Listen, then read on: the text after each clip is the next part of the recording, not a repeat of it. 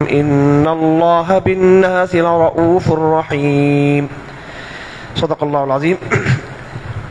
আজকে ইমাম সাহেব দ্বিতীয় পারা তেলাওয়াত করেছেন কোরআনে কারীমে। সূরা বাকরা তার শুরু হয়েছিল তাকওয়ার আলোচনা দিয়ে, মুমিন, মুনাফিক, ঈমানদার এবং কাফেরদের বিভিন্ন আলোচনা দিয়ে, সৃষ্টি রহস্য দিয়ে, আদম আলাইহিস সালামের সূচনা, মানব জাতির সূচনা। এরপর কিছু গুরুত্বপূর্ণ আলোচনা, তৌহিদের বিভিন্ন আলোচনা পরে খুব দ্রুত যে আলোচনা শুরু হয়েছে প্রায় 40 নম্বর আয়াত থেকে, এটা ছিল ইহুদিদের সম্পর্কে আলোচনা। তো আমি আগেই বলেছিলাম, যেহেতু সূরা ফাতিহার মধ্যে উল্লেখযোগ্য অংশ হলো আল্লাহর কাছে হেদায়েতের প্রার্থনা, সেই হেদায়েতের দোয়া করতে গিয়ে আগের দুটি মুসলিম প্রজন্ম যারা পরবর্তীতে আর মুসলমান থাকতে পারেনি, এরা পথভ্রষ্ট হয়ে গেছে। তার মধ্যে একটা প্রজন্মকে আল্লাহ পাক অভিশপ্ত প্রজন্ম হিসেবে উল্লেখ করেছেন, আরেকটা প্রজন্মকে পথভ্রষ্ট বলেছেন। অর্থাৎ ইহুদিদেরকে আল্লাহ পাক বলেছেন অভিশপ্ত, মাগদুব আলাইহিম, আর খ্রিস্টানদেরকে বলেছেন আদ-দাল্লিন। তো সেই ইহুদি প্রজন্মের আলাপটা এখানে ছিল। খ্রিস্টানদের সম্পর্কে খুব বেশি আলোচনা এখানে আসেনি, খুব কম। বেশিরভাগ আলোচনা আসছে ইহুদিদের সম্পর্কে। প্রায় গতকালকের 141 নম্বর আয়াত, অর্থাৎ প্রথম পারা, আলিফ লাম মিম, এটা প্রথম পারা। এই প্রায় পুরো আলাপটা প্রায় 100 আয়াতের মতো, 100 আয়াত, প্রায় 100 আয়াত। পুরো আলাপটাই ছিল কাদের সম্পর্কে? ইহুদিদের সম্পর্কে। কেন ইহুদিদের সম্পর্কে আলাপটা? বারবার বলেছি যে যেহেতু তারা হেদায়েত পাওয়ার পর পথভ্রষ্ট হয়েছে, কওমে আদ, কওমে সমুদ, তো তারা তো হেদায়েতের পথে আসেই নেই। তারা প্রথম দিন থেকেই দাওয়াত গ্রহণ করে নেই। কিন্তু ইহুদিরা তো দাওয়াত গ্রহণ করেছে, তাওরাত তারা গ্রহণ করেছে, তারা ঈমানদার ছিল এবং শত বছর ধরে, হাজার বছর ধরে তাদের ঈমানের পথে যারা ছিল, তাওরাত তারা মান্য করেছিল। আল্লাহ পাক সুবহানাহু ওয়া তাআলা তাদেরকে পুরো মানব জাতির মধ্যে তাদেরকে নেতৃত্বের জন্য তাদেরকে গ্রহণ করেছিলেন। এবং বাইতুল মুকাদ্দাসের মতো একটা পবিত্র স্থানকে তাদের কেন্দ্রীয় নগরী হিসেবে আল্লাহ পাক তাদেরকে দান করেছিলেন। অনেক ঘটনা, কত এবং শত শত নবী, হাজার শত নবী আগমন তাদের মধ্যে থেকে ঘটেছে। তো সেই আলাপের ধারাবাহিকতায় আজকের যে আলোচনাটা শুরু হচ্ছে দ্বিতীয় পারা থেকে, যেটা ইমাম সাহেব তেলাওয়াত করেছেন, সেটা হলো এই আন্তধর্মীয় এই আলাপের মধ্যে ইসলাম ভার্সেস ইহুদি ধর্ম ভার্সেস খ্রিস্টান ধর্ম, এই ত্রিমুখী যে সংকট, ত্রিমুখী ত্রিজাতি, তিন জাতির যেই পারস্পরিক সম্পর্ক আর পারস্পরিক দূরত্ব, এই দূরত্বের মধ্যে একটা গুরুত্বপূর্ণ আলাপ হচ্ছে ক্যাবলা কোনটা।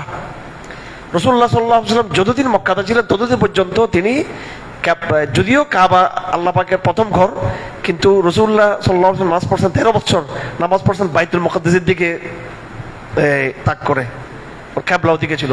মদিনাতে যাওয়ার পরেও মুসলমানদের ক্যাবলা ছিল কোন দিকে? বাইতুল মুকাদ্দাসের দিকে। আপনারা একটু ম্যাপটাকে হাজির করবেন মানসিকভাবে। যে কোনো ম্যাপ এটা ধরতে হবে কোন দিকে বসে ধরতে হবে ম্যাপটা। হ্যাঁ, এই ম্যাপটা নিয়ে আপনি উত্তর দিকে বসবেন। আমাদের এদিকে পশ্চিম, কেমন? এদিকে কিন্তু উত্তর। তো মক্কার মধ্যে, মক্কা আর মদিনা, আবার মক্কা, মদিনা এবং বাইতুল মুকাদ্দাস, একটু ম্যাপটা বুঝতে হবে আপনাকে। একদম আমাদের একবার চট্টগ্রাম থেকে সোজা কিন্তু পশ্চিম দিকে হচ্ছে কি মক্কা শরীফ, কেমন? তো এই সোজা দিকে। তো মক্কা, বাইতুল মুকাদ্দাসটা হচ্ছে বাইতুল মুকাদ্দাস আর মক্কা, এই দুটো হচ্ছে উত্তর দক্ষিণ। হ্যাঁ, উত্তর দক্ষিণ। তো আবার উত্তর দক্ষিণ, আবার রাসূলুল্লাহ যখন নাকি মদিনাতে চলে গেছেন, আবার মদিনার মক্কা হচ্ছে তাও কিন্তু উত্তর দক্ষিণ।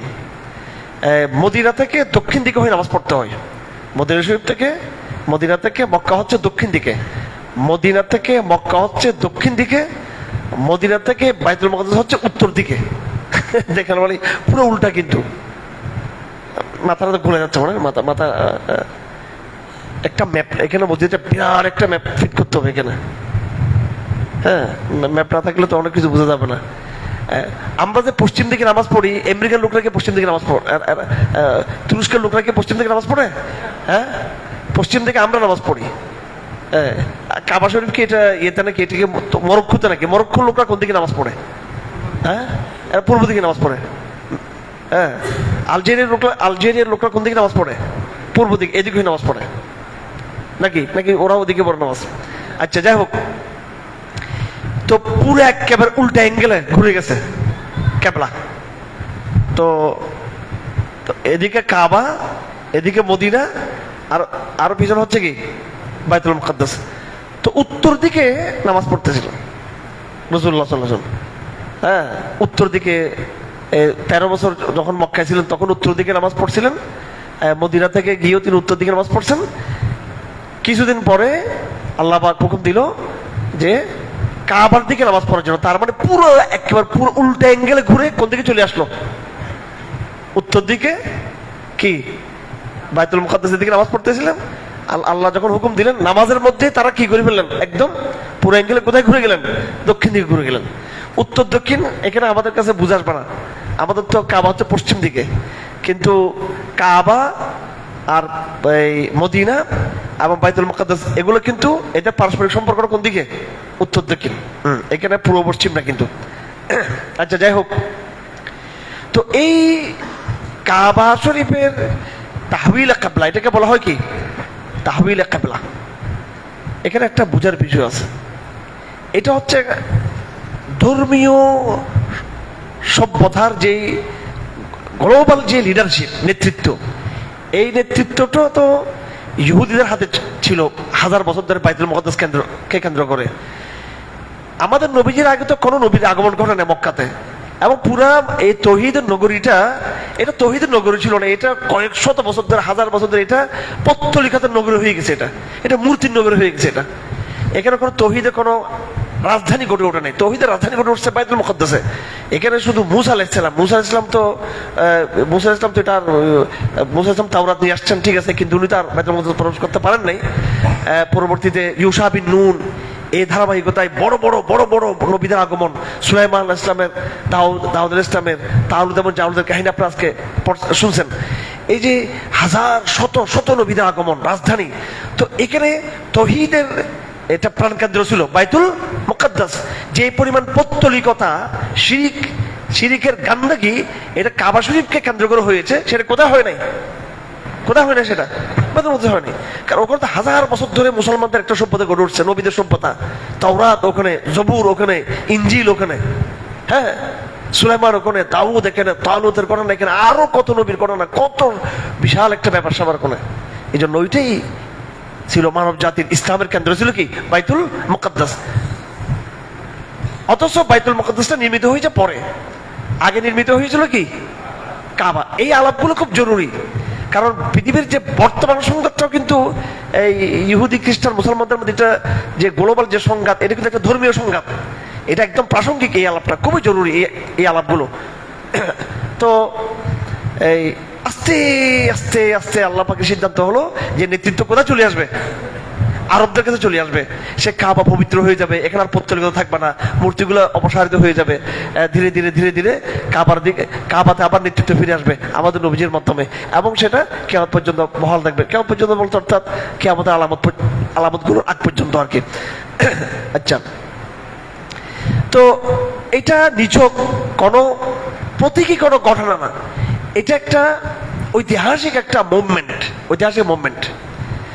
এটা একটা ঐতিহাসিক একটা মোবিলাইজেশন হয়ে গেছে এখানে, ঘটনার পরিবর্তন।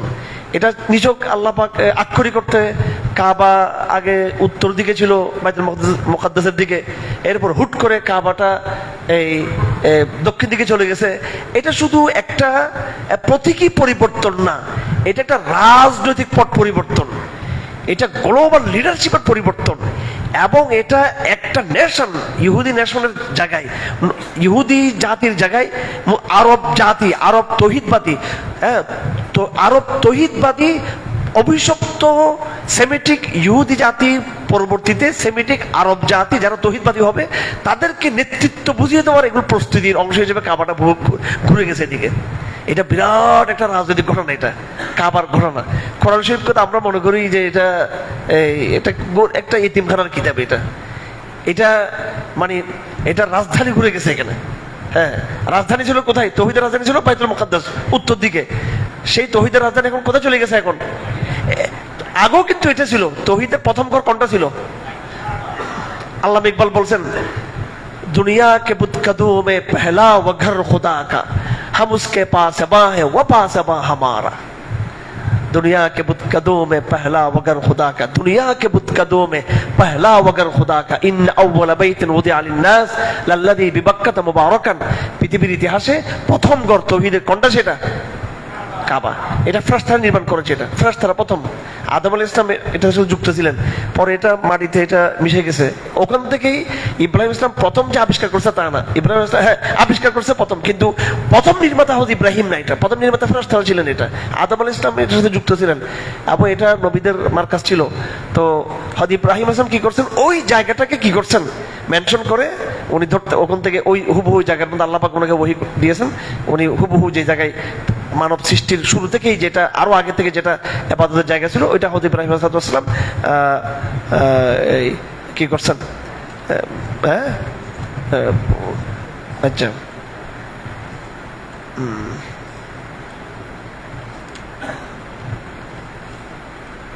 আমরা তো গতকালকে পড়ে ফেলছি না ওয়াইদ ইয়ারফা ইব্রাহিম কাওয়াইদা, যে ওইটা তা এক পৃষ্ঠা আগেই গেছেন। তার ভিত্তিকে আবার বাড়ি থেকে ইব্রাহিম আলাইহিস সালাম আবিষ্কার করেছেন।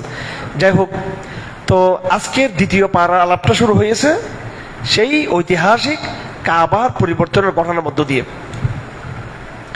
এটাকে ইহুদিরা সহ্য করতে পারে নাই। তো আজকের এই দ্বিতীয় পারা শুরু হয়েছে একটা গালি দিয়ে। কি দিয়ে শুরু হয়েছে? গালি দিয়ে।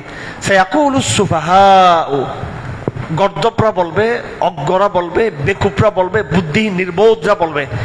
আল্লাহ পাক কাকে বলছে? এটা বুখারী শরীফে আছে পরিষ্কার, আস-সুফাহাউ হুমুল ইয়াহুদ। এরা হচ্ছে কারা? ইহুদিরা।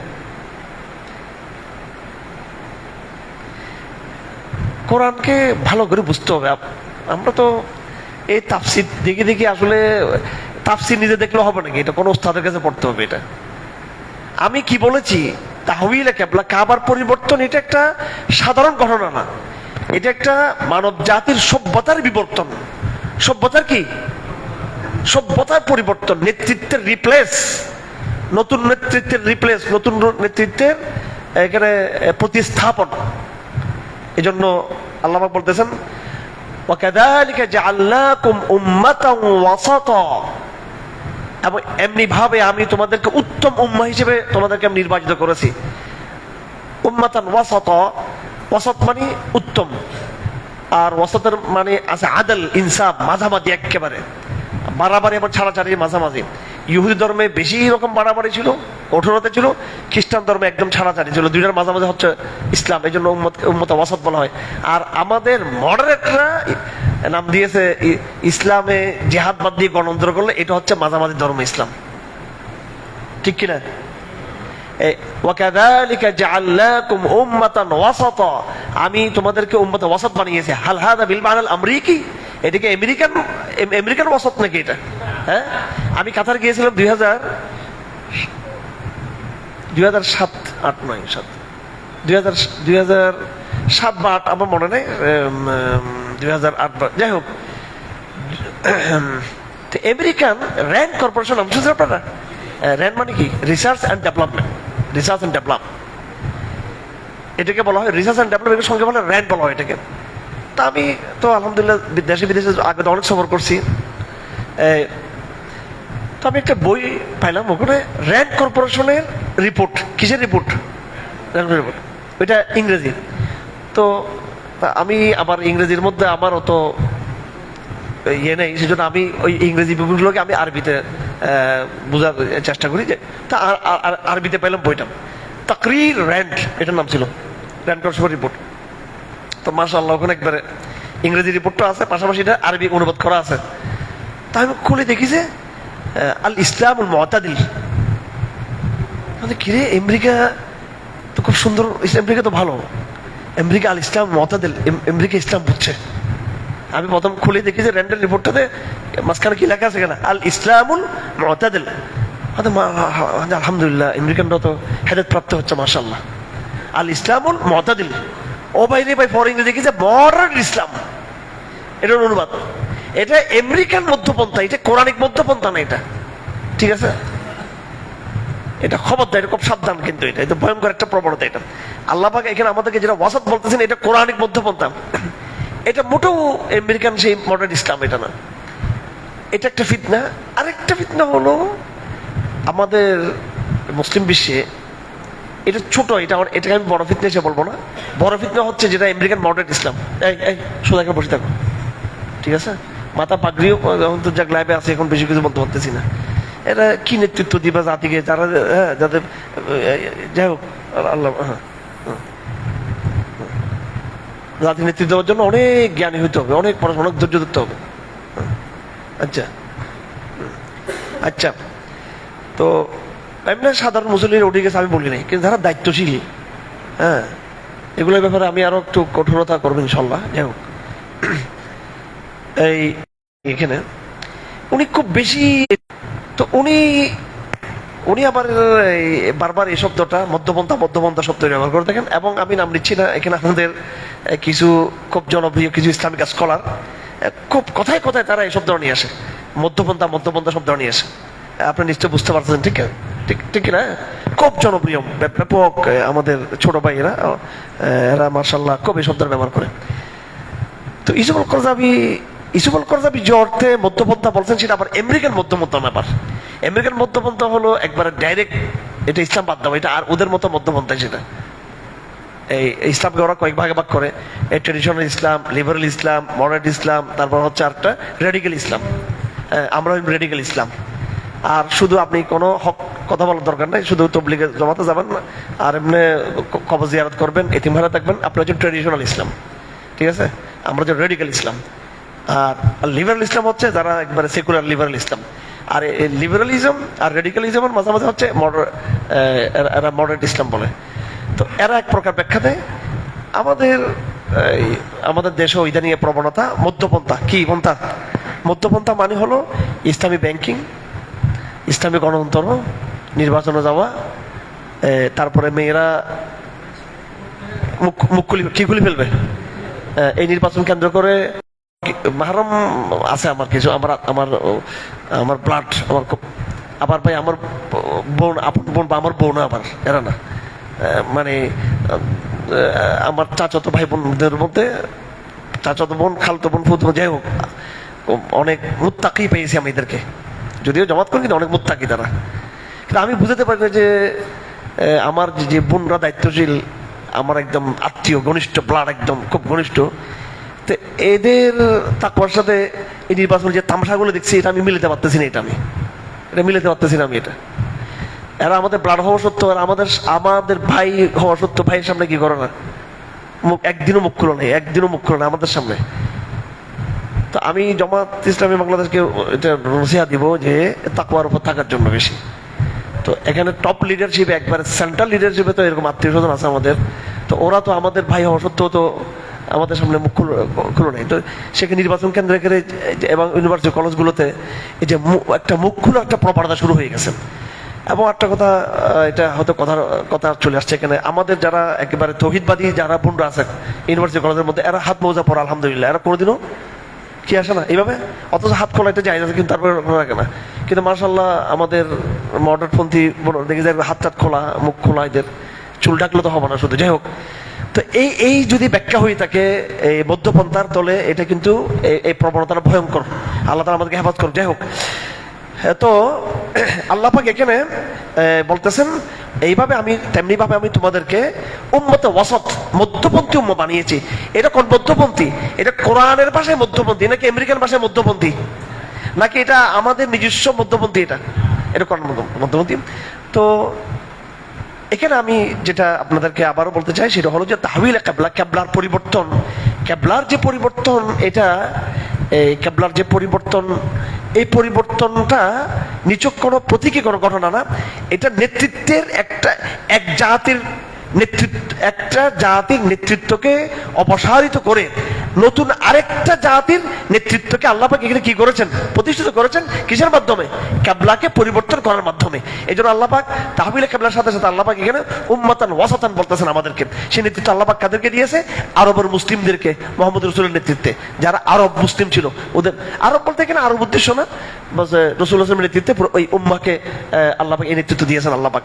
এই জন্য আল্লাহ পাক শব্দ এখানে আসছে যে আমি তোমাদেরকে সম্মানিত করো যে কিয়ামতের দিন তোমরা সাক্ষী দিবা। এই উম্মতের যে লিডারশিপ, এটা শুধু দুনিয়াতে না, আখিরাতের মধ্যেও। জানেন তো আপনারা, আখিরাতে আল্লাহ পাক নবীদেরকে ডাকবে, এই যে কি ব্যাপার, তোমাদের উম্মতের সবগুলো মুশরিক ছিল, কি জন্য? অবাধ্য কেন ছিল? তো নবীরা বলবে আমরা তো দাওয়াত দিয়েছি আর আমাদের কথা শুনে নাই। উম্মত গুলো বলবো না না না না, নবীরা আমার দাওয়াত দেন, ডাইরেক্ট আল্লাহর সামনে মিথ্যা বলা শুরু করবে উম্মত। তখন আল্লাহ পাক বলবেন যে ঠিক আছে, তোমরা যে নবীরা দাওয়াত দিয়েছো, তোমাদের এই শিরিকের কথা বললে দাওয়াত দিয়েছো, এরা তাদের কথা শুনে, তো সাক্ষীকে? তো নবীরা বলবো যে সাক্ষী হচ্ছে উম্মত মুহাম্মদীয় সাক্ষী, পরবর্তী জেনারেশন সাক্ষী। তারপর আমাদেরকে কি আমাদের দিয়ে আনা হবে কি হিসেবে? সাক্ষী হিসেবে। হ্যাঁ, সাক্ষী হিসেবে আমরা যাবো। এখন আল্লাহ বলতো তোরা করতে শুনছস, তোর জন্ম হয়েছে পরে তোরা এদিকে দেখছস নাকি? আমরা কি তুই দেখিলে এদেরকে? আমাদের নবী বলছেন, হ্যাঁ, মুহাম্মদ রাসূলুল্লাহ সাল্লাল্লাহু আলাইহি ওয়াসাল্লাম উনি হবেন মেন প্রধান সাক্ষী দেখবেন আমাদের রাসূলুল্লাহ সাল্লাল্লাহু আলাইহি ওয়াসাল্লাম। হযরত আব্দুল্লাহ ইবনে আব্বাসকে, আব্দুল্লাহ ইবনে মাসউদকে রাসূলুল্লাহ সাল্লাল্লাহু আলাইহি ওয়াসাল্লাম বলেছেন, হে আব্দুল্লাহ ইবনে মাসউদ, তুমি কোরআন তেলাওয়াত করো। তিনি বললেন, আমি কি কোরআন তেলাওয়াত করব? আপনার উপর কোরআন নাযিল হয়েছে, আপনি তেলাওয়াত করেন, আমি শুনি। রাসূলুল্লাহ বললেন, না, তুমি তেলাওয়াত করো, আমি শুনবো, আমি শুনতে পছন্দ করি। তো হযরত আব্দুল্লাহ ইবনে মাসউদ রাদিয়াল্লাহু আনহু তেলাওয়াত শুরু করলেন।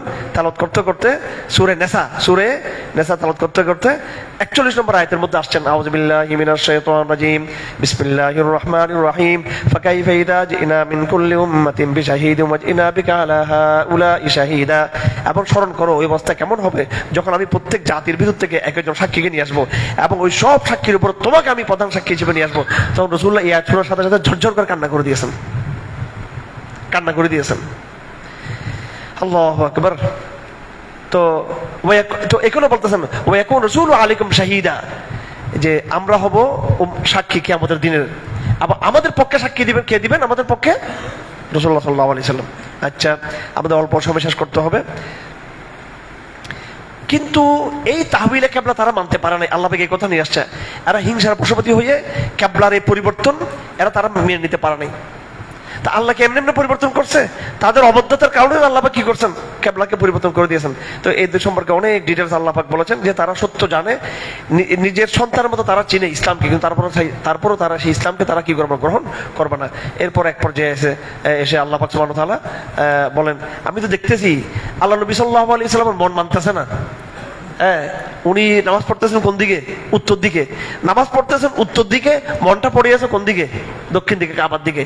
তা আল্লাহ বলছেন, কাদ নারা তাকাল্লুবা ওয়াজহিকা ফিস সামা, তুমি আসমানের দিকে তাকায় আছো, কবে পরিবর্তন হয়? তা আল্লাহ বলেন, ঠিক আছে, তোমার মনে যে চাহিদা আছে সেদিকে আমি তোমার কিবলাটা দিয়ে দিলাম।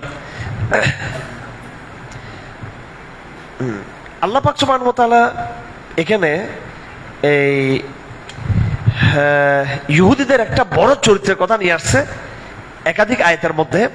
আয়াত নম্বর 159 এবং আয়াত নম্বর 174, আয়াত নম্বর 159 এবং 174 নম্বর আয়াতের মধ্যে ইহুদিদের একটা বড় চরিত্র হলো তারা সত্যকে গোপন করে। তারা সত্যকে কি করে? গোপন করে। তারা এই কোরআনের, তাওরাতের বিভিন্ন বিধানকে তারা গোপন করে। এটা বলে আল্লাহ আমাদেরকে সতর্ক করতেছেন, আমরাও কিন্তু ইসলামের অনেক বিধানকে আমরা কি করি? গোপন আমরা করি। এই কথিত মডার্ন মুসলমানরা দেখবেন রজমের আয়াত আছে না, জেনার শাস্তি, এটাকে তারা বলতে চায় না। তারা বিভিন্ন বিধান, হ্যাঁ, এটাকে তারা জিহাদের বিধান, ফৌজদারি বিধান, এগুলোকে কি করতে চাই? কেন যে কোরআন এগুলো চলে আসছে, এগুলো মানে কেন যে চলে আসছে এগুলো, মানে না পারতে আর মানে বিব্রত বোধ করে। নাউযুবিল্লাহ মিন যালিক, কি বোধ করে? বিব্রত বোধ করে। তো এটাও এক প্রকার কোরআনের বিধানকে গোপন করার মতো। যাই হোক, আরেকটা কথা মাঝখানে বাদ গেছে, আল্লাহ পাক সুবহানাহু ওয়া তাআলা কিবলার তাহওয়িল পরিবর্তন করে ইহুদিদের মনের পরীক্ষা নিয়েছেন যে আসলে তাদের মধ্যে আনুগত্যের আছে কিনা। পরে দেখলেন যে না, এটার মাধ্যমে তারা আনুগত্য তারা করতে পারেনি। এখানে আল্লাহ পাক সুবহানাহু ওয়া তাআলা আরেকটা কথা এখানে বলেছেন, আয়াত নম্বর 151 নম্বর আয়াত। এখানে নবুয়তের রিসালাতের উদ্দেশ্য যে আমি তোমাকে দুনিয়াতে পাঠিয়েছি কয়েকটা উদ্দেশ্য, তার মধ্যে আল্লাহ পাকের বিধানকে মানুষের সামনে বর্ণনা করা এবং মানুষকে তাজকিয়া করা, শিরিক থেকে তাজকিয়া করা এবং মানুষকে কিতাব, হিকমা, বিধান, আকীদা, মাসলা মাসাইল ইত্যাদি শিক্ষা দেওয়া। আল্লাহ পাক সুবহানাহু ওয়া তাআলা এখানে সবরের কথা বলেছেন, সালাতের কথা বলেছেন। ইয়া আইয়ুহাল্লাযীনা আমানু ইসতাঈনু বিস-সাবরি ওয়াস-সালাহ 153 নম্বর আয়াত। এখানে সবর এবং সালাত আমাদেরকে সাহায্য চাইতে হবে কিসের মাধ্যমে? সবর এবং কি সালাত। কোন বিপদে পড়লে সালাতে দাঁড়িয়ে যাবেন, বিপদে পড়লে কোথায় দাঁড়িয়ে যাবেন? সালাতে দাঁড়িয়ে যাবেন। আপনার আর্থিক টেনশন, সালাতে দাঁড়িয়ে যাবেন, সালাতে দাঁড়িয়ে যাবেন। আর্থিক আপনার মামলা মোকদ্দমা আছে, সালাতে দাঁড়িয়ে যাবেন। কেউ হিংসা করে, সালাতে দাঁড়িয়ে যাবেন। আপনার চাকরি বাকরি ক্যারিয়ার বিভিন্ন প্রশ্ন, সালাতের মাধ্যমে কি করবেন? আল্লাহ থেকে সাহায্য নেবেন। আর হচ্ছে সবর করা, কষ্টটাকে মেনে নেওয়া। এখানে যারা আসছেন ব্যক্তি জীবনে অনেকের অনেক কষ্ট আছে এখানে, যেটা আমরা জানি না, অনেকের অনেক কষ্ট আছে। তো এই কষ্টগুলো আল্লাহকে বলবেন, গোপনে গিয়ে কোনায় কোনায় গিয়ে সলাতুল হাজত পড়বেন। কি পড়বেন? সলাতুল হাজত পড়বেন। আল্লাহ পাক বলেন, আমি তোমাদেরকে কিছু বিপদে ফেলে তোমাদেরকে পরীক্ষা করবো। আর যারা পরীক্ষা বিপদ পড়ে গেলে তোমরা কি দোয়া পড়বা? ইন্না লিল্লাহি ওয়া ইন্না ইলাইহি রাজিউন, এটা তোমরা পড়বা। তারপর এখানে হজের বিধান বলছেন। এই সূরা বাকারার এই পর্বে এসে মোটামুটি অর্ধেক পর্ব শেষ। এখন আমরা দ্বিতীয় পাড়ার মধ্যে আছি। দ্বিতীয় পাড়াতে এসে এবার বিধান, সাংবিধানিক আলাপ। কি আলাপ? সাংবিধানিক আলাপ, ইসলামের বিধিমালা। সূরা বাকরাকে আমরা যদি এক নজরে যদি নিয়ে আসি, তাহলে সূরা বাকরার মধ্যে ঈমানের কথা, কুফরের কথা, নেফাকের কথা, আদমের সৃষ্টির কথা, তারপরে বনী ইসরাইলের দীর্ঘ আলাপ এখানে রয়েছে। দীর্ঘ আলাপের সে ধারাবাহিক তাহওয়িল কিবলার কথা আছে। তারপরে আলাপগুলো শুরু হচ্ছে এবার বিধান।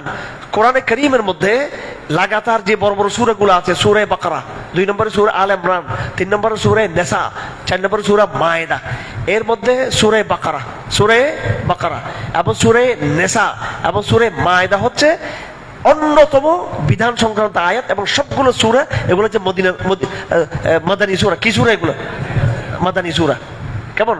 তাহলে বেশি আহকাম বর্ণনা হয়েছে, সাংবিধানিক আইন বর্ণনা হয়েছে, বেশি বর্ণনা হয়েছে কোথায়? সূরা বাকারার মধ্যে এবং সূরা মায়েদার মধ্যে এবং সূরা নিসার মধ্যে। বিশেষ করে সূরা বাকারাতে অনেকগুলো বিধান নাযিল হয়েছে। সূরা মায়েদার গুরুত্ব, সূরা মায়েদার মধ্যে বিধান যে বেশি তা না, কিন্তু সূরা মায়েদাটা একদম শেষে কি হয়েছে নাযিল হয়েছে। এই জন্য সূরা মায়েদার বিধান দিয়ে সূরা বাকারা কিছু বাকারা আগের কিছু বিধান রহিত হয়ে গেছে। সূরা মায়েদার গুরুত্ব হলো এটা একদম শেষের দিকে, আর সূরা বাকারার গুরুত্ব হলো এটা শুরু দিয়ে। এখানে অনেক আহকাম, এখানে বিধানগুলো এখানে আছে। হালাল খাবার ক্ষেত্রে, খাবার ক্ষেত্রে হালাল হারামের বিধান আসছে এখানে। আয়াত নম্বর 168, আয়াত নম্বর 172। এবং হারাম কি কি জিনিস? ইন্নামা হারাম আলাইকুম মাইতাতা ওয়া দামা লাহমাল খিনজির। খাদ্য হালাল হারামের ক্ষেত্রে হালালটা কি আসল নাকি হারামটা আসল? হালালটা হচ্ছে আসল, যতক্ষণ না তার বিপক্ষে হারামের কি না পাওয়া যায়, দলিল না পাওয়া যাবে। আল্লাহ পাক কোনটা হালাল হবে এটা বলে দেন নাই আমাদেরকে, কিন্তু কোনটা হারাম হবে এটা কি করছেন? ইন্ডিকেট করে দিয়েছেন। কারণ হালাল সংখ্যা বেশি নাকি হারামের সংখ্যা বেশি? হালালের সংখ্যা বেশি। এই জন্য আল্লাহ পাক বলছেন যে এটার তোমরা মানে কি, ইন্নামা হারাম আলাইকুম আল মাইতাতা, মরা, আদ্দামা, রক্ত, লাহমাল খিনজির, শুকুরের গোশত, ওমা হুইল্লা বিহি লিগাইরিল্লাহ, এবং আল্লাহর নিয়ত ছাড়া, যেটা মূর্তিদের নিয়তে, যেগুলো বর্তমান জমানা হচ্ছে কি এই ফিসাবদের নিয়তে যেগুলো কি করা হয়েছে, জবে করা হয়ে থাকে। তারপরে অন্য জায়গার মধ্যে সূরা বাকারাতে আছে আল খুবুস আল খাবিস, এর মধ্যে বিড়াল, কুকুর, কীটপতঙ্গ, নানা রকমের চতুষ্পদ জন্তু, এগুলো সব তার মধ্যে কি পড়ে যাচ্ছে। তো মোটামুটি হারামটাকে আল্লাহ পাক কি করে দিয়েছেন? আমাদের জন্য নির্দিষ্ট করে দিয়েছেন। এর বাইরে যা আছে সবগুলো হালাল। একজন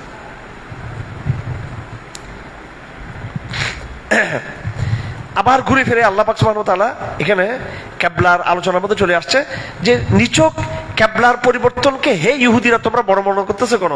এটা তো পশ্চিম দিকে বা পূর্বের দিকে ফিরা, এটা বড় কথা না, বরং আসল হচ্ছে ঈমান আনা এবং গরিবদেরকে সাহায্য করা, নামাজ কায়েম করা, ওয়াদা পালন করা, কষ্টের মধ্যে ধৈর্য ধারণ করা, সত্যবাদিতা। 177 নম্বর আয়াত, উলাইকুল মুত্তাকুন, এটা হচ্ছে মুত্তাকিদের গুণাবলী। তারা হচ্ছে মুত্তাকিদেরকে আল্লাহ পাক সার্টিফিকেট দিয়েছেন। আয়াত নম্বর 177। আয়াত নম্বর 177 নোট করবেন, 177। এখানে মুত্তাকিদের পরিচয় আছে। এর আগে আমরা মুত্তাকিদের পরিচয় পেয়েছি, হুদালিল মুত্তাকিন আল্লাযীনা ইউমিনুনা বিল গায়ব ওয়া ইয়াকিমুনাস সালাহ, অর্থাৎ যারা গায়বের প্রতি ঈমান আনে, সালাত কায়েম করে ইত্যাদি ইত্যাদি, তারা মুত্তাকি। আর এখানে মুত্তাকিদের কাজ আরো বাড়িয়ে দিয়েছে এখানে, যারা আল্লাহর প্রতি ঈমান আনবে, কিয়ামতের দিবসের প্রতি, ফেরেশতাদের প্রতি, কিতাবের প্রতি, নবীর প্রতি ঈমান আনবে, এবং আত্মীয়স্বজন, অসহায়, গরিব, মিসকিন, ইবনুস সাবিল, গরিবদেরকে এবং যারা দাস এদেরকে সাহায্য করবে, নামাজ কায়েম করবে, যাকাত দিবে, ওয়াদা রক্ষা করবে, এবং কঠিন কঠিন মুহূর্তে এবং অসুস্থতার সময় যারা কি করবে, এরা ধৈর্য ধারণ করবে। কি করবে? ধৈর্য ধারণ করবে। শুধু মসজিদে বসে সুবহানাল্লাহ সুবহানাল্লাহ করলে হবে না, দ্বীনের জন্য সংগ্রাম করা, সবর করা, এটা কি মুত্তাকি। আফিয়া সিদ্দিকী জেলের ভিতরে কষ্ট পাচ্ছে, আস-সাবিরিনা ফিল বাসাই ওয়াদ দাররা, উনি কিন্তু কি মুত্তাকি। শুধু মুত্তাকি না, আল্লাহ বলেন উলাইকা আল্লাযিনা সাদাকু, তারা সত্যবাদী। যারা শুধু আমল করবে না, যারা শুধু ঈমান আনবে না, আমলের উপর ঈমান না পড়ে যারা কি করবে, কঠিন স্ট্রাগল করবে, কঠিন সংগ্রাম করবে, স্যাক্রিফাইস করবে, হ্যাঁ, কষ্ট সহ্য করবে দ্বীনের জন্য, তারা সত্যবাদী। উলাইকা আল্লাযিনা সাদাকু, এই শব্দটা ভালো করে মনে রাখবেন। আমাদের এই জমাত সত্যবাদীদের জমাত। আল্লাহ পাক সত্যবাদীদের কাদেরকে বলেছেন? যারা দ্বীনের জন্য জিহাদ করে, যারা দ্বীনের জন্য কি করে, সংগ্রাম করে, যারা দ্বীনের জন্য কষ্ট স্বীকার করে, আল্লাহ পাক তাদেরকে কি বলেছেন? সাদাকু, সত্যবাদী বলেছেন। ওয়া উলাইকা মুত্তাকুন, এবং এরা হচ্ছে মুত্তাকি। 177 নম্বর আয়াত খুব গুরুত্বপূর্ণ। তারপরে আবার বিস্তারিত শুরু হচ্ছে, এরপরে আবার ধারাবাহিক ওই আগের যে শুরু হয়েছিল আলোচনা, তার ধারাবাহিকতায় বিভিন্ন বিধান আলোচনা। 178 নম্বর আয়াতের মধ্যে আল্লাহ পাক ফৌজদারি বিধান, কাসাস, কেউ যদি কোনো মানুষকে হত্যা করে, কোনো মানুষকে হত্যা করলে তার শাস্তি, ফৌজদারি শাস্তি স্বরূপ যে খুনি, তাকে কি করা হবে? হত্যা করা হবে। ঠিক আছে, এটা মৃত্যুদণ্ড, মৃত্যুদণ্ডের বিধান আল্লাহ কি বলেছেন এখানে? মৃত্যুদণ্ডের বিধান এখানে বলেছেন। কাসাস, এটাকে কি বলা হয়? মৃত্যুদণ্ডের বিধানকে কি বলা হয়? কাসাস বলা হয়। সবার মুখে শুনবেন, ইয়া আইয়ুহাল্লাযীনা আমানু কুতিবা আলাইকুমুস সিয়াম, ভাষা কিন্তু একটাই, ইয়া আইয়ুহাল্লাযীনা আমানু কুতিবা আলাইকুমুল কাসাস, তোমাদের জন্য কাসাসকে ফরজ করা হয়েছে। আয়াত নম্বর 178। আবার এই আয়াত নম্বর 183 এর মধ্যে বলা হচ্ছে রোজার বিধান। কিসের বিধান? রোজার বিধান। শব্দ কিন্তু ওয়ার্ড কিন্তু একটাই, ইয়া আইয়ুহাল্লাযীনা আমানু কুতিবা আলাইকুমুল কাসাস, তোমাদের উপর কাসাসকে ফরজ করা হয়েছে, মৃত্যুদণ্ডের বিধানকে ফরজ করা হয়েছে। আবার আয়াত নম্বর 83 বলতেছেন তোমাদের জন্য সিয়ামকে ফরজ করা হয়েছে। সিয়ামের আলোচনা করলে বলে হুজুর খুব ভালো আলোচক। আর যদি আয়াত নম্বর 178 নম্বর যদি কাসাসের আলোচনা করেন, বলে এখানে জঙ্গিবাদের গন্ধ পাওয়া যাচ্ছে এখানে। আচ্ছা, তারপরে শাহরু রমাদান উনজিলা ফিল কোরআন, রমজান মাসে কি নাযিল হয়েছে? আয় আল্লাহ, এই রমজান মাসে কোরআন নিয়ে বসছি, আপনি আমাদেরকে কোরআনের নূর আমাদের অন্তরে ঢেলে দেন, সবার অন্তরে ঢেলে দেন আল্লাহ রাব্বুল আলামিন। কারণ রমজান মাসে কোরআন দারাজ আর অন্য দারাজ, এটা কি এক সমান হবে? কখনো হবে না। তো এরপরে আল্লাহ পাক রমজানের আলোচনা শেষে বলতেছেন, তোমরা আল্লাহকে যদি চাও, তা আল্লাহ ওয়াইদা সালাকা ইবাদি আন্নী ফাইন্নী করিব, আমি তোমাদের নিকট, আমি তোমাদের কি নিকট। ঠিক আছে, আল্লাহকে চিৎকার দিয়ে রাখতে হবে, আল্লাহকে কি করতে হবে? এখন আমরা তো জেলের বাইরে আছি, এখন আল্লাহকে, আল্লাহর মহব্বতে আমরা আজকে আসমানের দিকে তাকাই, শেষ রাতে আসমানের দিকে তাকাই দোয়া করার যে সুন্নত, শেষ দোয়া মানে ওই যে সূরা আল ইমরানের আয়াতগুলো পড়া, ইন্না ফি খালকিস সামাওয়াত, তাহাজ্জুদের সময়, তাহাজ্জুদের আগে রাসূলুল্লাহ সাল্লাল্লাহু আলাইহি ওয়াসাল্লাম মিসওয়াক করে উযু করে আসমানের দিকে তাকিয়ে আয়াতগুলো পড়তেন। তো এখন জেলখানায় তো আসমান টাসমান দেখা যায় না, দেখা যায় নাকি? তো ওখানে কি, ওখানে আমরা মনে করতাম যে দূর আল্লাহ তো ডাইরেক্ট এখানে আছে। জেলের বাইরে আল্লাহকে একটু কি করতে হয়?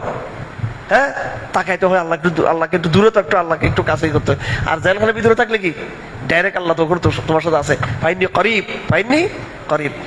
আমাদের আহলে হাদিসের ভাইরা, আলহামদুলিল্লাহ মুত্তাকি, আমি এদেরকে আবার রাগটা করবে বেচারা। এর মধ্যে যারা কট্টরপন্থী কতগুলো আছে, আর রহমান আল্লাহ আরশে ইস্তাওয়া, আল্লাহ চেয়ারের মধ্যে এইভাবে নাকি বসে আছে বলে। হ্যাঁ, আর একদল হচ্ছে আল্লাহ সর্বত্র বিরাজমান, খালি এটা বলতে থাকে, আল্লাহ সর্বত্র বিরাজমান, আল্লাহ সর্বত্র বিরাজমান, এটা বলতে থাকে। আল্লাহ সর্বত্র, আল্লাহ আসমানও আছে, জমিনে আছে, এটা কোরআন শরীফে আছে। এটা যেমন আছে, আল্লাহ সর্বত্র আছে, আল্লাহর ক্ষমতা সর্বত্র আছে। হ্যাঁ, ঠিক তদ্রূপ আল্লাহ পাক আরশে কি করছেন? ইস্তাওয়া করছে, এটা তো আছে। কিন্তু এই আয়াত নিয়ে এমন বাড়াবাড়ি করে, তো আল্লাহ যে করিব বলছেন, এখন একদল বলছে না আল্লাহ একবার আরশের মধ্যে এইভাবে বসে আছে একদম, এটাকে এমন ভাবে কঠিন ভাবে সাহাবত করে এটাকে। তো অন্য আয়াতের মধ্যে আল্লাহ বলছেন আমি তো করিব, তো আল্লাহকে এখানে আমাদের কাছে আছে, আল্লাহ কই দেখি ডানে ভাবে আল্লাহকে ধরা যায় নাকি এখানে? তা আল্লাহ থেকে করিব শব্দ বলছে, কি শব্দ বলছে এখানে? করিব শব্দ বলছে। সামগ্রিক বুঝ লাগবে এখানে। ইস্তাওয়ার মধ্যে জাহেরি মান আমি নিলাম, এটা বাহ্যিক মানা নিলাম যে না ইস্তাওয়া ইস্তাওয়া, এটা একদম এইভাবে, এটা কোনো তাবিল করা যাবে না, কোনো ব্যাখ্যা দেওয়া যাবে না, এটা একদম তাবিল যারা করো সবগুলা মুশরিক, সবগুলা বাতিল। এখানে অবশ্যই ভ্রান্ত তাবিলের আমরা অপক্ষে না, কিন্তু সালাফের মধ্যে যদি কেউ তাবিল করে থাকে সেটা তো মুস্তাদ ফি ইস্তাদ হতে পারে, এখানে এটা মানে হতে পারে। কুরব সম্পর্কে কি বলবেন? আল্লাহ পাক জায়গা যায় বলে ইন্নী করিব ইন্নী করিব ইন্নী করিব, আমি নিকটে আমি নিকটে। তো আল্লাহ কি আমরা কি আল্লাহকে স্পর্শ করতে পারবো নিকটে? এখানে দেখি ওনারা কিন্তু তাবিল করে। কিছুক্ষণ আগে ইস্তাওয়াই আরশের মধ্যে ওরা তাবিলকে অস্বীকার করছে সম্পূর্ণরূপে, ওনারাই কিন্তু আবার কোথাও তাবিল করে, হ্যাঁ করিবের ক্ষেত্রে আবার তাবিল করে। তারপরে আমরা তো ইস্তাওয়ার মধ্যে আমরা তাবিলের পক্ষে না, আমরা তফিজের পক্ষে। কিসের পক্ষে? তফিজ, এটা অর্থ আল্লাহ পাক ভালো জানেন, আমরা তাবিল করতে বলতেছি না। কিন্তু কোনো কোনো ক্ষেত্রে এই মুলহিদদের জবাব দেওয়ার জন্য তাবিল করছেন আশাআরাদের মধ্যে কেউ কেউ। এটাকে এত ক্রিমিনালাইজ করা হয়েছে, এটাকে এত দোষ দেওয়া হয়েছে, এটাকে তো যেখানে আল্লাহ করিব করিব করিব পড়তেছেন, এখানে আল্লাহ পাক তো আর আরশের কথা বলেন, এখানে তো বলছে তোমার কাছে আছে আল্লাহ, তো এখানে কি জবাব দিবেন? বুঝে আসতেছেন আপনার? তারপর আইনামা তাকুনু মাআকুম, আমার সাথে আল্লাহ আছে। তো কুরব বলেন কি? কুরব শব্দ কি? কুরব এবং কি মাইয়াত, এগুলোকে আমরা কি বাহ্যিকভাবে ধরবো? এগুলো আমরা তফিজ করবো এগুলাকে। এটা আল্লাহ পাক যেভাবে নৈকট্য বুঝিয়েছেন, এটা কুরবের কথা এখানে আছে।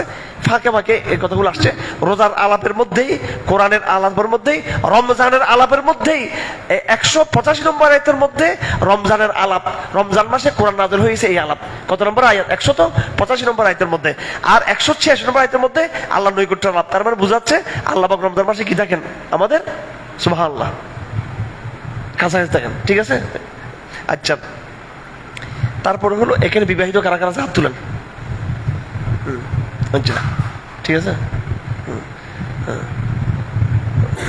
ও বহুত দূরে বসে আছে একজন, এই বেচারা হাত নামাইতেছে না, হাত তুলছে আর নামাইতেছে না, মজা লাগে মানে। ঠিক আছে, আচ্ছা আচ্ছা। তো এই বিবাহিত এখন রাত্রে বাসায় কারা কারা যাবেন? বিবাহিতদের মধ্যে কারা কারা দেখি হাত তুলেন দেখি। একজন, দুইজন, 3 4 5, মোটামুটি সংখ্যা এটা খারাপ না আছে। এখানে একটা প্রাইভেট বিধান। কি বিধান এটা? প্রাইভেট বিধান। রমজান মাসে স্ত্রী সহবাস করা যাবে না দিনের বেলায়। কিসের বেলায়? কিন্তু রাতের বেলায় কি করা যাবে? যাবে। এটা এখানে যারা বিবাহিত তাদের জন্য বলছেন। এখানে নারীবাদী যারা আছে, কি আছে? এই নারীবাদীদের জন্য একটা শব্দ এখানে আছে, হুন্না লিবাসুল লাকুম ওয়া আনতুম লিবাসুল লাহুন্না। তারা তোমাদের পোশাক, তোমরা তাদের পোশাক। অর্থাৎ একজনকে তারা, আমি আমার স্ত্রীর কারণে আমার চরিত্র হেফাজত হবে, ঠিক কিনা? আমাদের পোশাক যেমন আমাদেরকে কি করে? সুরক্ষা দেয়, আমাদের নৈতিকতা সুরক্ষা দেয় আমাদের পোশাক। আমার স্ত্রীর জন্য আমি তার পোশাক, হ্যাঁ, আর আমার জন্য তিনি আমার কি? পোশাক। আমার কারণে তিনি অন্যদিকে নষ্ট হবেন না, আর তার কারণে আমি নষ্ট হব না। তো নারী পুরুষকে এখানে কি করছে আল্লাহ পাক? একজন আরেকজনের বিটিউ নৈতিক প্রোটেক্টর। স্বামী স্ত্রী একজন একজনের কি? প্রোটেক্টর, নৈতিক, মোরাল প্রোটেক্টর, নৈতিক ভাবে চারিত্রিক।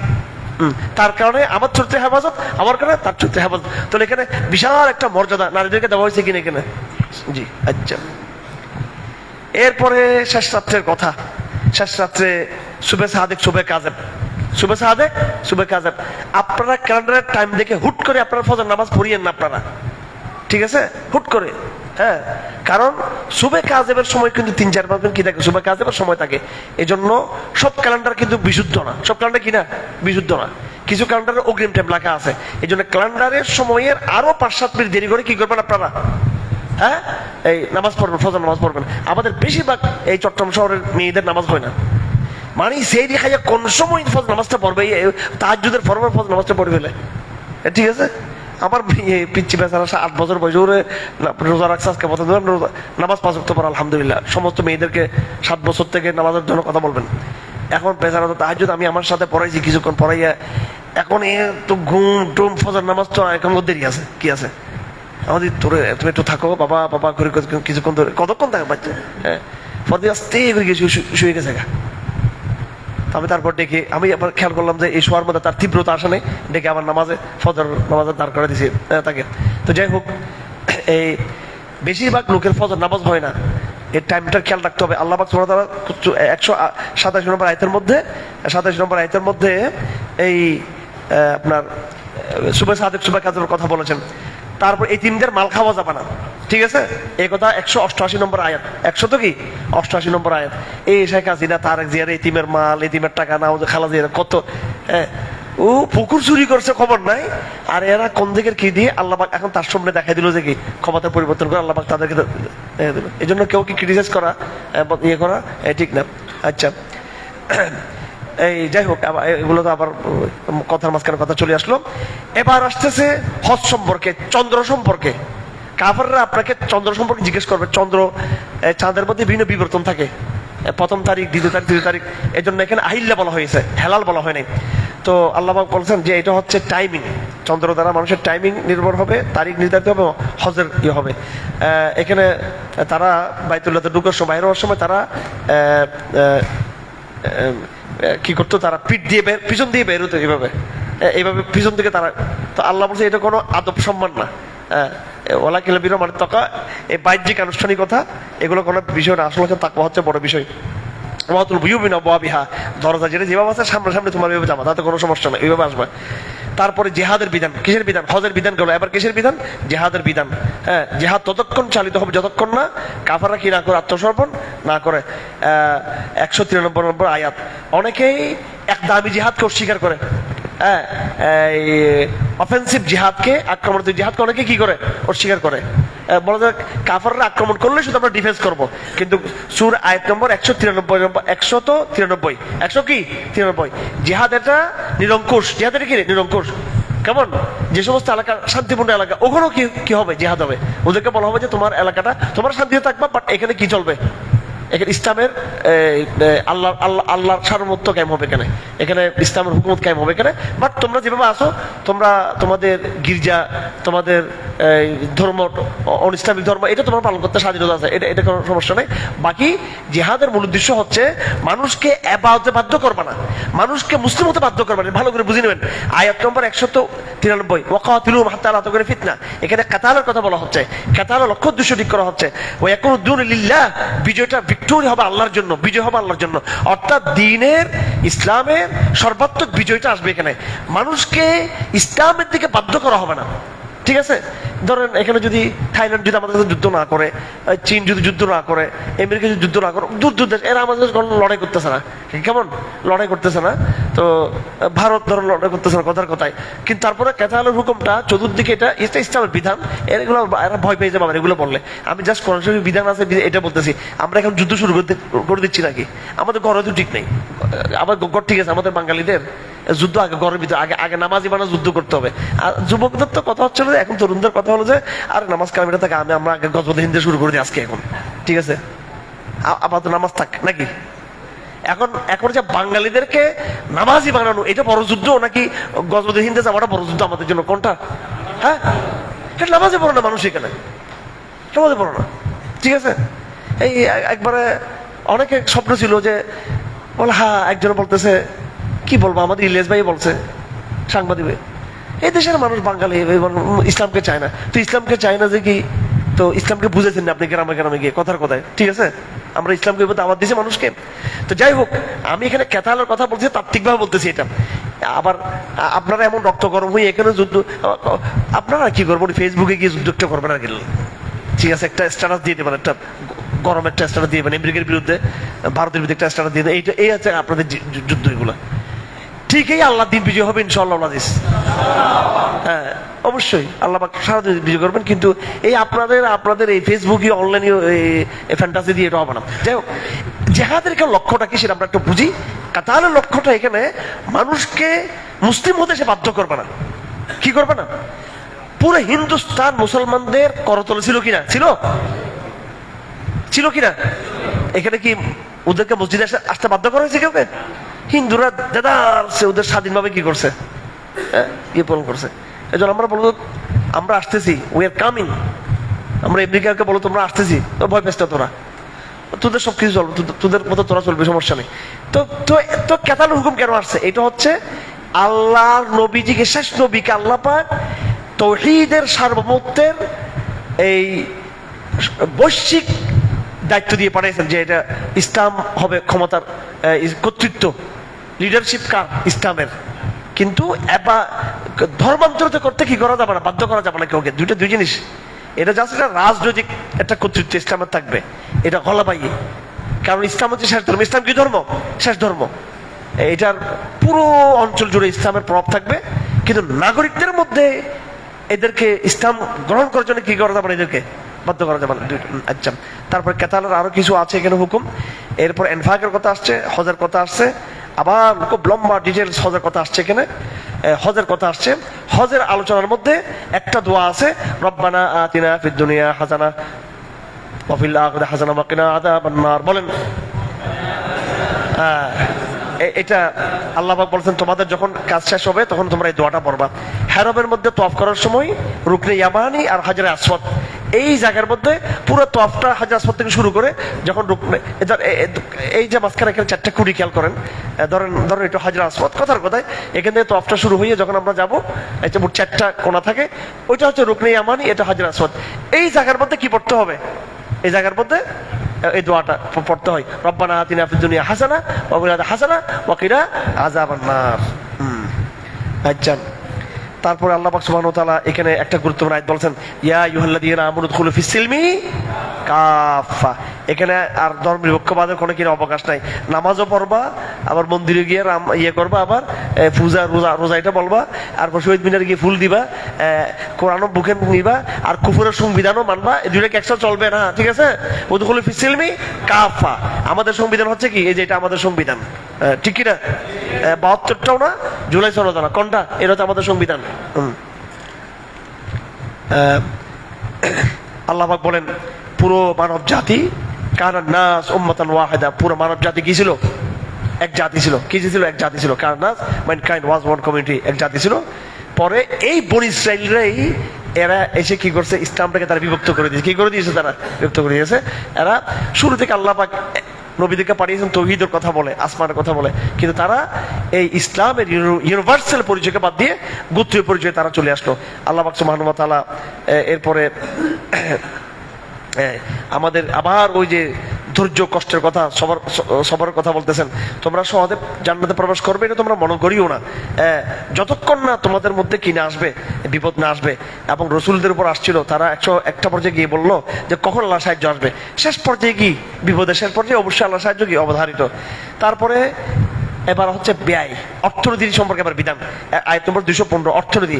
তোমরা যে উপার্জন করবে, উপার্জনের প্রথম কাকে দিব? আমরা উপার্জনের প্রথমটাকে গিয়ে বউকে দিয়ে আসি, ঠিক কিনা? যে বউ যেটা যার তো সুন্দরী বেশি, ওর বেশি কি করি, এটা দিই আমরা, ঠিক কিনা? উপার্জনের প্রথম অর্থ কাকে দিতে হবে? প্রথম অর্থ কাকে দিতে হবে? হ্যাঁ, মা বাবাকে দিতে হবে। হ্যাঁ, আত্মীয় স্বজনের মধ্যে এরাও আছে, ছেলে সন্তান বউ আছে, কিন্তু প্রথমে কে? এটা বর্তমান জমানার তরুণদের বড় সমস্যা। চাকরি করে মা বাপরে কি করে, হ্যাঁ, ভুলে যায়। মা বাপকে কি ভুলে যায়, বউরে ফেলে। আর কি বউ একটু স্মার্ট হলে তার খবর নেবো, আর মা বাবারা পাত্তাও দেন, একদম পাগল হয়ে যায়। দুঃখজনক। হ্যাঁ, অবশ্যই আল্লাহ বলতেছেন ফালিল ওয়ালিদাইন, ব্যয়ের খাতের মধ্যে মা বাবা কি 1 নম্বরে। তারপরে আবার জিহাদের কথা বল, দেখো কেতাল এমন এক জিনিস তোমাদের পছন্দ লাগবে না। এরপরে আল্লাহ পাক এখানে আরো কিছু কথা বলছেন, এবার কিছু বিধান, শরাব জুয়া নিষিদ্ধ করছেন, এই আলোচনাগুলো নিয়ে আসছেন। তারপরে এবার বিবাহ শাদীর কথা, মুশরিকদেরকে বিয়ে করা যাবে না, এত সুন্দরী হলেও বিয়ে করা যাবে না। আর মোমেন যদি কি হয়, বাঁধি দাসী হয়ে থেকে, সেই মানে তাকে বিয়ে করা যাবে। তারপরে হাইজের সময় খুব সেনসিটিভ, আমাদের তরুণদের যার নতুন বিয়ে করছে কি আছে এখানে? হাত তুলেন। কয়দিন হয়েছে? 3 মাস, ঠিক আছে, সমস্যা আছে মোটামুটি, একটু কন্ট্রোল করতে হবে, ঠিক আছে? শরমের কোনো কিছু নেই। হাইজের কথা কোরআন শরীফে এখানে আসছে, তো শরম আছে এখানে? মেয়েদের যখন মাসিক হবে নিজেকে কন্ট্রোল করতে কি করতে হবে? হ্যাঁ, ওই সময় মাসিকের সময় কি করা যাবে না, ধারে কাছেও ভেড়ে যাবে না। আল্লাহু আকবার। এরপর আসছে কসম, কি করা? কসম, উল্টাপাল্টা কসম খাওয়া, এই উল্টাপাল্টা কসম খাওয়া যাবে না। তারপর তালাকের কথা আসছে, কয় তালাক? সর্বোচ্চ তালাক কয়টা? 2টো, 3টা না? কি একটা জাহেল সমাজ আমাদের এখানে, 3 তালাক ছাড়া তালাক হয় না। একটা তালাক, এটা আমরা সতর্কতামূলক, সর্বোচ্চ তালাক দিলে আমরা কয়টা তালাক দেবো? 3টা তালাক দেবো। 2টা, কয়টা তালাক? 2টা। আর তালাক মাররাতা, 2টা তালাক দেবো। 3 তালাক দিলে এখানে শেষ। আর এটা এটা এটা আর আর আর এখানে সম্পর্কে কোনো অবকাশই নেই এখানে। 2 তালাক দেওয়ার পরে অবকাশ আছে, চাইলে রাখবা, চাইলে কি করবা, তারপরে এই মেয়েদের মোহরের ক্ষেত্রে তালাকের বিধানের ব্যাপারে বিভিন্ন কথা এখানে আসছে। তাদেরকে আমরা কিভাবে মোহর দিব, কিভাবে তাদেরকে ইয়ে করবো, অধিকার দেবো, অধিকারগুলো দেবো। এরপরে আসছে দুধ পান করা। কি পান করানো? দুধ পান করা। হ্যাঁ, আপনাদের দুধুমার আছে তো নাকি? মানে আপনি খালা থেকে দুধ পান করছেন, খালা কি হয়ে গেছে গা? দুধ মা হয়ে গেছে। খাল তো আপনার বিয়ে করতে পারবেন না, ঠিক আছে? মামির থেকে দুধ খেয়েছেন, মাম তো বোন কি হয়ে গেছে গা? হ্যাঁ, দুধ বোন হয়ে গেছে।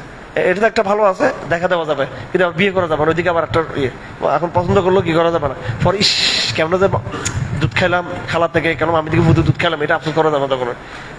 কেমন এটা বন্ধ হয়ে গেছে।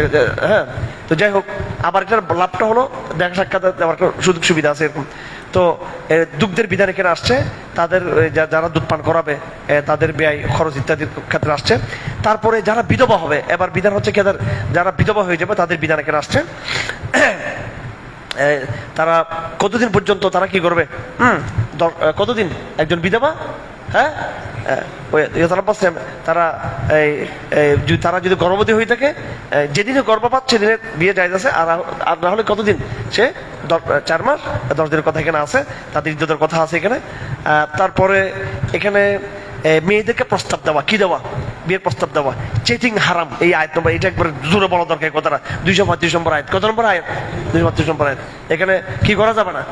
বললাম আমি আসলে ক্লাসমেট তো, জাস্ট এই জন্য, যেহেতু তাকে আমার নিয়ে বিয়ে করার নিয়ে, সেই জন্য আমি তার সাথে কি করতেছি, এই রমদান মোবারক লিখছি তাকে, রমদান করিম, একটা ফুল টুল দিয়ে, ঠিক আছে? হ্যাঁ, তো এগুলো করা যাবে না। হুজুরও টুকটাক টুকটাক, ঠিক আছে, হালকা হালকা করে, হালকা, ঠিক আছে, তাবিল টাবিল করে করা আর কি প্রেম। হ্যাঁ, তো এগুলো ইয়ে এই আল্লাহ পাক বলতেছেন মেয়েদেরকে ডাইরেক্ট বিয়ের প্রস্তাব দেবে। কি দিবা? প্রস্তাব দিবা। হ্যাঁ, যারা বিধবা হয়ে গেছে, আল্লাহ রাসূল সাল্লাল্লাহু আলাইহি ওয়াসাল্লাম উম্মে সালমাকে বিয়ের প্রস্তাব দিয়েছেন। উনি বিধবা হয়ে গেছেন। কে? উম্মে সালমা। ওনার স্বামী আবু সালমা, উম্মে সালমা সরাসরি প্রস্তাব দিয়েছেন। আমাদের নবী সাল্লাল্লাহু আলাইহি ওয়াসাল্লাম সম্পর্কে যে এরা যে আপত্তিগুলো তুলে থাকে, হ্যাঁ, মুসলমানরা কনফিউজ হয়ে যায়। আমাদের নবী সাল্লাল্লাহু আলাইহি ওয়াসাল্লাম এবং পুরো সাহাবাদের যুগ, নবীদের মধ্যে এরা ব্যবসা করছেন, বাণিজ্য করছেন, একাধিক মেয়েদেরকে বিয়ে করছেন। ভণ্ডামি ছিল, কি ছিল না? ভণ্ডামি ছিল না। আর এই সমাজের মধ্যে একটা বাহ্যিক একটা রূপ ধরবে, কিন্তু ভিতরে ভণ্ডামি থাকে। কিন্তু এই যে কি বলে এটাকে, পরকীয়াতে লিপ্ত থাকে। তো বলতেছে তোমরা মেয়েদেরকে তোমরা যদি ডাইরেক্ট যদি প্রস্তাব দিতে যদি লজ্জাবোধ করো, ইশারা ইঙ্গিতে কি করতে পারো? প্রস্তাব দিতে পারবা যে আসলে যেমন ধরেন আসলে একজন জীবন সঙ্গী দরকার ছিল আমার, এইটা বলতে পারবে। ডাইরেক্ট বললে সে কি সম্মান, সে হয়তো আমি আপনাকে বিয়ে করবো, এটা অনেক সময় কি হয়তো না নিতে পারে। তা আপনি ইঙ্গিত দিয়ে বলতে পারেন, এটা কোনো সমস্যা নেই। কিন্তু একবার দুইবার দ্রুত বিয়ের প্রস্তাবটা কিন্তু কি হবে না, দীর্ঘ আলাপ হবে না। কিন্তু দীর্ঘ আলাপ হবে না, দীর্ঘ আলাপ হবে, খুব সাবধান এই বিষয়টা। ওলা কিল্লা তোমার সিরান, এবং গোপনে কেউ প্রস্তাব দেবো, এটাও জায়েজ নেই। কি করা? গোপনে কেউ প্রস্তাব দেয়। বিয়ে হচ্ছে যতটুকু সম্ভব একেবারে মসজিদে বসে সাক্ষী টাক্ষী রেখে কি করতে হবে, এটা প্রকাশ্যে এভাবে যতটুকু সম্ভব বিয়ের আয়োজনটা করতে হবে। এটা ইল্লাম তাকুল কওলা মারুফা, কোনো সেক্সুয়াল কথা বলা যাবে না। কি করা যাবে না? যৌন কোনো কথা বলা যাবে না। বিয়ে শাদীর কথা যেটা সেটা প্রকাশ্যে নিয়ে আসতে হবে। তো এগুলো খুব গুরুত্বপূর্ণ বিধান। আবার তালাকের কথা চলে আসছে এখানে, তালাকের কথা আসছে। তারপরে এখানে হ্যাঁ কিসে বুঝি নাই, তোমার কোনো কাজ আছে? আসলে আচ্ছা, যাই হোক। তো কোরআন শরীফ তো একটু কোরআন শরীফ কোরআন শরীফ নিয়ে খুলো। তারপর আবার বিধবাদের কিছু বিধান নিয়ে আসছে, তাদের আর্থিক খরচ ইত্যাদির কথা নিয়ে আসছে। একদম শেষ পর্যায়ে আমরা চলে আসছি। এরপরে আসতেছে তালুত জালুতের ঐতিহাসিক ঘটনা। তালুত জালুতের কি এই ঘটনা দিয়ে মোটামুটি কি শেষ হয়েছে আমাদের আলোচনা শেষ। তালুত জালুতের ঘটনা মনে আছে আপনাদের? হ্যাঁ, হযরত তালুতকে বনি ইসরাইলের একজন ত্রাণকর্তা হিসেবে বাদশা হিসেবে আল্লাহ পাঠিয়েছেন। কি হিসেবে? বাদশা হিসেবে পাঠিয়েছেন। এবং তার আন্ডার কমান্ডার ছিল কি? হযরত দাউদ আলাইহিস সালাম কমান্ডার ছিল। আর জালেম রাজা ছিল কি? জালেম রাজা কি ছিল? জালুত। তারা লোক সংখ্যায় কম ছিল, সংখ্যা তালুদের বাহিনী কি ছিল? কম ছিল। জালুদের বাহিনী কি ছিল? বেশি ছিল। পর আল্লাহ পাক আবার তাদেরকে পরীক্ষা ফেলছেন। কি পরীক্ষায়? একটা নাহার ছিল। কি ছিল মাঝখানে? নাহার ছিল। বলতেছেন নাহারের পানি যারা প্রবেশ করবে, যারা নাহার পানি যারা পানি পান করবে, তারা কিন্তু কি তারা কিন্তু পার হইতে পারবে না। তো আল্লাহ তো ফাশারি মিনহু ইল্লা কালিলাম মিনহুম বলা হয়ে থাকে 313 জন। মাত্র কয়জন ছিল? শেষ পর্যন্ত 313 জন ছিল। তো তারা কিন্তু এত পিপাসা থাকা সত্ত্বেও তারা কি করে পানি তারা পান করে নাই। তারা যখন নাকি মুখোমুখি হয়ে গেল, যখন কি হয়ে গেল, যুদ্ধের মুখোমুখি হয়ে গেল, তখন তালুতের বাহিনী, মুসলমানদের বাহিনী এই দোয়া করলো। কি দোয়া? দোয়াটা হচ্ছে আজকে আজকে জুমাবার, আজকে কি বার? জুমাবার। আজকে একটা দোয়া তো আমরা আগে পেয়েছি, কি রব্বানা আতিনা ফিদ দুনিয়া হাসানা ওয়া হাসানা ওয়া কিনা আযাবান নার, রব্বানা আতিনা ফিদ দুনিয়া হাসানা ওয়া ফিল আখিরাতি হাসানা ওয়া কিনা আযাবান নার। যাদের বউ নাই, বেচালার, এরা বেশি করে পড়বেন এই দোয়াটা পড়লে আল্লাহ পাক ভালো বউর কি করে ব্যবস্থা করে দিবে। রব্বানা আতিনা ফিদ দুনিয়া হাসানা ওয়া হাসানা ওয়া কিনা আযাবান নার, এটাও আছে কোন কোন কিতাবে লেখা আছে আর কি, বর্ণনায় আছে। যাই হোক, এবার আসেন যুদ্ধের দোয়া। এবার কিসের দোয়া? যখন আপনি যুদ্ধের মুখোমুখি হয়ে যাবেন সেই সময় দোয়া পড়বেন, রব্বানা আফরিগ আলাইনা সাবরান ওয়া সাব্বিত আকদামানা ওয়ানসুরনা আলাল কওমিল কাফিরিন। রব্বানা আফরিগ আলাইনা সাবরা, হে আল্লাহ যুদ্ধের ময়দানে আমাদের উপর আপনি সবর ঢেলে দেন। কি ঢেলে দেন? সবর ঢেলে দেন। ওয়া সাব্বিত আকদামানা, এবং আমাদের কদমকে মজবুত করে দেন, এবং আমাদেরকে কাফেরদের উপর বিজয় দান করেন। এই দোয়ার মাধ্যমে আজকের এক পারা কোরআন আলোচনা কি শেষ হইল। আল্লাহ পাক এই দোয়ার উসিলাই বলতেছেন ফাহাজামুহুম বিইজনিল্লাহ, আল্লাহ পাক এই দোয়ার উসিলাই সেই জালুদের বাহিনীকে কি পরাস্ত করে দিয়েছেন। সুবহানাল্লাহি ওয়া বিহামদিহি আশহাদু আল্লা ইলাহা ইল্লা আনতা আস্তাগফিরুকা ওয়া আতুবু ইলাইহি।